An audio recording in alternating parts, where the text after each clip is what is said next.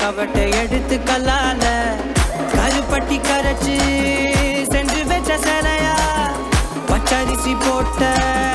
பொங்கப்பான ஓலையா கருப்பட்டி கரைச்சு சென்று வச்ச சிலையா